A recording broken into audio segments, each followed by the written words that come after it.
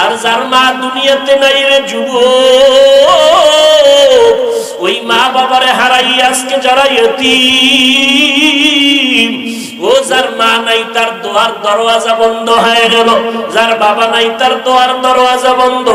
ওই মা বাবার জন্য বারবার জিয়ারত করো, দরুদ শরীফ পড়ো, আলহামদু সূরা পড়ো, কুল হুয়াল্লাহ সূরা পড়িয়া মুনাজাত করো, কান্না করো।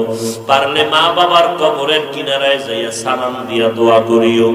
আর আল্লাহর কাছে কান্নাকাটি করো, আল্লাহ মা বাবা কত কষ্ট করে আমাকে বড় বানাইছে, আমার মা বাবা কত কষ্ট করে নিজে না খাইয়ে আমাকে খাওয়াইলেন, ঘুম নষ্ট করে আমাকে আরামে ঘুম পাড়াইলেন।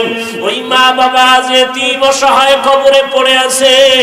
কত সন্তানের বাবার মনে চাইতো এমন এক সময় ইলিশ মাছ দিয়া খানা খাবে, কিন্তু টাকা ছিল না, কিনবে কি দিয়া। মায়ের মনে চাইতো আঙ্গুর বেদানা খাবে, টাকা নাই, কিনতে পারে নাই। আজকে সন্তান তোমার ফ্রিজে মাছের অভাব নাই, তোমার ঘরে ফলের অভাব নাই, কিন্তু যারা আফসোস করলো তারা তো কবরে চলে গেল, খাওয়াইতে পারলা না। আল্লাহর কাছে দোয়া করো, আর মা বাবার নামে বেশি বেশি দোয়া করো, দান সদকা করো, নিজেও নেক আমল করো। মা বাবার দোয়া না নিয়ে আগাইতে পারবা না।